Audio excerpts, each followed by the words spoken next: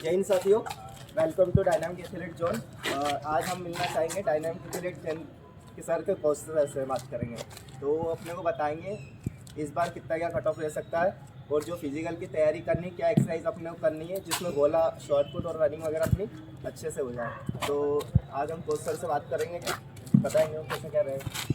यही cut off मेरे हिसाब से तो इस समय ही अधिकतर बच्चों के नंबर ही नहीं आ रहे हैं और अधिक बाद में जो सेंटर दिए हैं जापान के द्वारा दूर दूर बहुत सारे परीक्षा एग्ज़ाम देने ही नहीं जा रहे, तैयारी करने वाले भी।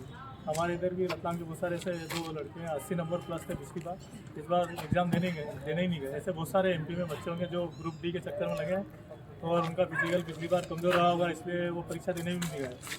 एक ये भी कारण है, दूसरा पेपर भी बहुत टफ आ रहे हैं, तो इस बार कट ऑफ पिछली बार की तुलना में कम जाने की संभावना। जैसे एसटी का मुझे लगता है 57 के करीब जाएगा और एससी का 63, ओबीसी का लगभग 73 और ईडब्ल्यूएस 71 के आसपास जाएगा और जनरल का 75 का जाएगा। बाकी इस बार बहुत सारे लड़कों के नंबर भी कम आ रहे हैं। हाँ, बहुत सारे लड़कों के नंबर भी कम आ रहे हैं और एग्ज़ाम देने जा रहे हैं। वो पिछली बार से कंपैरिजन कर रहे हैं कि हमारे पिछली बार इतने नंबर थे, इस बार पूरे मतलब कम है। पिछली बार अच्छे नंबर थे तो भी नहीं हुआ था, इस बार कम नंबर से हम तैयारी करें कि करें वो डाउट में ही है अभी भी।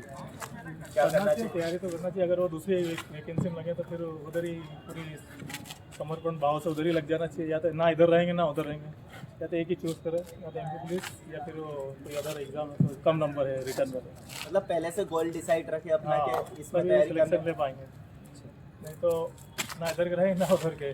जैसे कट ऑफ तो मेरे हिसाब से ही जाएगा, एससी का 57, एससी का 63 और अपने ओबीसी का है 73 और ईडब्ल्यूएस 71 और यूआर 75। मतलब इसके आसपास जिनके भी नंबर वो ग्राउंड आके तैयारी अपनी कंटिन्यू कर सकते हैं। बाकी कुछ ग्राउंड में भी यार टिप बता दो आप जो मतलब तैयारी कर रहे हैं। बहुत सारे लड़के ग्राउंड में कोई सेल्फ तैयारी कर रहा है गांव में, मतलब कोई कोच फैसिलिटी वगैरह नहीं है उनके पास, पर दूर है अपने से आसपास अगर आ नहीं सकते जो रतलाम तैयारी कर रहे हैं वो तो लगभग आपसे जुड़े हुए हैं। बाकी जो बाहर है तो वो गाँव वगैरह में तैयारी कैसे कर रहे हैं अपनी? वो अभी स्टार्टिंग है, जब उनका स्टार्टिंग है तो शुरू से धीरे धीरे 1 किलोमीटर पैदल चल, मतलब स्टार्टिंग करे, थोड़ा बहुत दौड़े, फिर पैदल चले, फिर दौड़े, ऐसे पैदल चले, ऐसे रोज डेली रूटीन में लाए। कम से कम 15 दिन यही चलते रहे, अपनी इंडोरेंस और स्टेमिना बढ़ाए ताकि उनको सीन पेन वगैरह चालू नहीं। अगर स्टार्टिंग से ही वो तेज स्प्रिंट वगैरह लगाना चालू करेंगे तो सीन पेन वगैरह चालू हो जाएंगे। क्योंकि अब बहुत सारे कमेंट करते हैं हम तो 32 फीट फेंकते हैं, 15 मीटर गोला फेंकते, भाई तुम्हारा काम ही यही है फेंकने का। अब इधर पढ़ के आए, 1 साल पढ़ने बैठे हैं, उठ के ग्राउंड में आएंगे, इनसे थोड़ी जाएगा। अब इनको तीनों इवेंट करना है, लॉन्ग जंप भी करना है, रनिंग भी करना है, शॉर्टपुट भी करना है। बहुत सारे लड़के कमेंट करते हैं यूट्यूब पे, हम तो 1:55 में भाग जाते हैं। तो तुम नेशनल प्लेयर हो, तुम्हारा काम ही यही है। इनका तो पढ़ना भी है, तीनों इवेंट भी करना है, इसलिए इनका फिजिकल तो कमज़ोर ही रहेगा, इनकी टाइमिंग कमी आएगी। तो ये डीमोटिवेट नहीं होना और तैयारी करेंगे धीरे धीरे तो आराम से 75-80 तो बना सकते हैं। यही है, सप्ताह में 2 दिन जिम करो, वेट एक्सरसाइज करो, स्क्वाट वगैरह लगाओ और रनिंग में 2 दिन सप्ताह में लॉन्ग रनिंग, एक दिन ये स्लो फास्ट, एक दिन स्प्रिंट लगा लो 400 मीटर, या एक दिन मिडिल डिस्टेंस की 800 मीटर। ऐसे धीरे धीरे बढ़ाना वर्कआउट। ऐसा नहीं पहले दिन जोश मार के दौड़ लिया और दूसरे दिन पाँव लेके बढ़ के सूख गया पाँव। क्योंकि अभी आपने देखा होगा तो बच्चे पुराने टाइम में तो क्रिकेट खेल रहे, पकड़म पार्टी खेल रहे, आज के बच्चे तो मोबाइल में बैठे हैं तो उनके पाँव मजबूत हैं, कैल्शियम की कमी और अधिकतर के सीन पे नहीं होते। और ना हर काम करने जाते हैं तो मोटरसाइकिल उठा के जाते हैं, पैदल भी नहीं चलते तो कहाँ से मजबूत हैं। इसलिए उनको धीरे धीरे स्टार्ट करना। डाइट पे पूरा ध्यान रखें, रेस्ट ज़रूर दें और इससे डाइट पे ध्यान दें और बिल्कुल रेस्ट वर्कआउट करें सिस्टमेटिक ढंग से, तो बिल्कुल क्वालिफाई कर जाएंगे। मेन तो क्या है, मैदान में डटे रहना। ऐसा नहीं है कि पहले दिन ही या दूसरे 2-4 दिन में पाँव बेंड कर लिए और बैठ गए, 15 दिन का रेस्ट, 20 दिन का रेस्ट। इसलिए धीरे धीरे स्टार्ट करके मजबूत होना और मैदान में डटे रहना, तो फिजिकल तक लास्ट अच्छे हो जाएगा। ध्यान रखना। हाँ, इंजरी नहीं होगा, मैदान में बने रहोगे। तो भैया जो पिछली बार मतलब बहुत जने फिजिकल देने गए थे तो उनको लॉन्ग जंप में बहुत दिक्कत आ रही थी, तो उसका कारण थोड़ा बताइए आप कि क्या ऐसा क्या दिक्कत आ रही थी जो लॉन्ग जंप बिगाड़ के आ रहे थे? पिछली बार ये कि यहाँ मैंने रतलाम का बताता हूँ, रतलाम का एक्सपीरियंस है कि इस ग्राउंड में पूरी टाइम पानी भरा रहा तो लॉन्ग जंप करने का मौका ही नहीं मिला। उसके बाद जावरा में जब वो बारिश के बाद ग्राउंड तैयार हो, चूरे डली हुई थी तो चूरी पे क्या स्टूडेंट जब रनअप ले रहे थे लॉन्ग जंप के लिए तो वो नहीं बन पा रहा था, स्पीड नहीं बन पा रही थी रनअप में, तो जब इसलिए वो मेन कारण वही था लॉन्ग जंप नहीं। ग्राउंड की मतलब थोड़ा सही ग्राउंड की समस्या थी, हम प्रैक्टिस भी नहीं कर पाए। यहाँ की तो ठीक है, रतलांगी शायद ऑल एमपी में यही समस्या रही कि पानी भरा होगा लॉन्ग जंप में, इसलिए लॉन्ग जंप ज़्यादा नहीं रही है। और पिछली बार तो टाइम भी बहुत मिल गया था फिजिकल। हाँ, पिछली बार बहुत ज़्यादा टाइम मिला 2 साल, मतलब इस बार तो मेरे हिसाब से मार्च में संभावना दीजिए। पिछली बार बोलेंगे इसके इतना लेट हुआ, इस बार कैसे चल गया। पिछली बार तो विधानसभा का चुनाव था, लोकसभा का चुनाव था, दोनों फंसे हुए थे। उसके बाद ये 14% ओबीसी आरक्षण का था कि रिजल्ट किस हिसाब से दे, उनका कोई फार्मूला ही तय नहीं था सर। वो इसी चक्कर में बैठे थे कि कोर्ट डिसीजन दे दे तो हम करेंगे।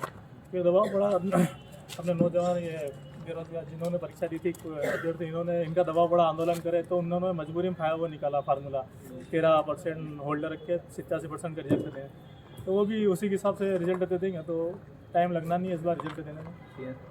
हाँ, तो आई जा। और इसके बाद 2 वैकेंसी और आनी जल्दी, तो उनको भी ट्रेनिंग करा के मैदान में उतारना। अगर वो यही भर्ती लेट करेंगे तो अगली कैसे आएगी, अगली आएगी तो फिर तीसरी कैसे आएगी।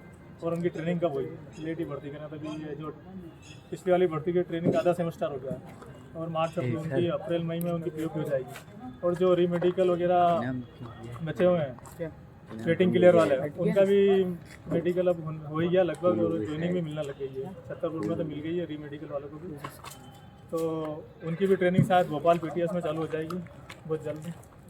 तो संभावना कि उनको जो अभी वैकेंसी के एग्ज़ाम चल रही है, इनकी भी ट्रेनिंग जून में स्टार्ट हो जाएगी, क्योंकि इनको सरकार को मैदान में उतारना है समझते कि पहले पुलिस की कमी है। और कुछ बताना चाहोगे भैया, क्या तैयारी कर रहे हो? कुछ नए लड़के जो आ रहे हैं अभी ग्राउंड में कभी दौड़े नहीं आज तक, वो ग्राउंड में सीधे आ रहे हैं, बस वो धीरे धीरे स्टार्ट करें और डाइट और रेस्ट पर पूरा ध्यान दें, बस यही। थैंक यू भैया को बहुत बहुत शुक्रिया। मैं भी इनके थ्रू ही लगा हूँ अभी तक, मेरी अभी ट्रेनिंग चल रही है अभी।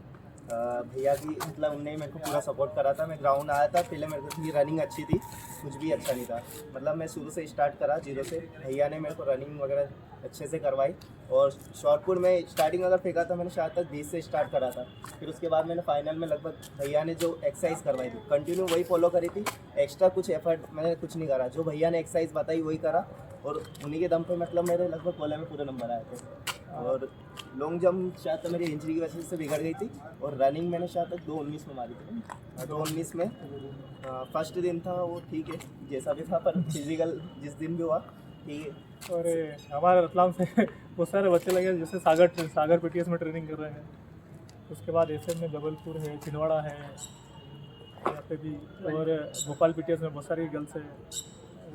रतलाम से लगभग 90+ लड़के लड़कियाँ दोनों मिला के लगी है। ऐसा नहीं है कि बड़े शहर ही सिलेक्शन देते हैं, छोटे शहर भी सिलेक्शन देते हैं। और इससे ज़्यादा और भी अच्छे रिजल्ट आप देखोगे तो तहसील लेवल पे देखा जाए तो तहसील लेवल पे देख लेना, वहाँ पे भी बहुत अच्छा परफॉर्मेंस है बच्चों का। ये बड़े शहर की रौनक में ना फंसे हैं, और सेल्फ भी बहुत अच्छे से कर सकते हो। पिछली बार मतलब रतलाम में मतलब अपने एकेडमी में देखा है, ऐसे लगभग सब एकेडमी देखा जाए मतलब डायनामिक एथलीट का अच्छा बेस्ट रहा था रिजल्ट पिछली बार भी।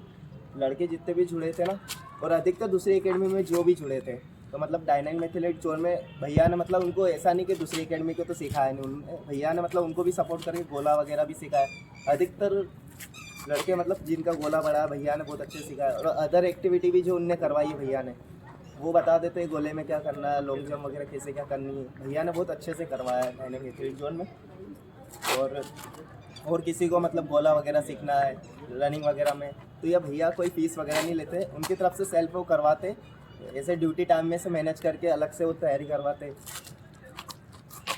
और बताओ आप क्या कहना चाहोगे? बस यही तैयारी करते रहो। ठीक, थैंक यू।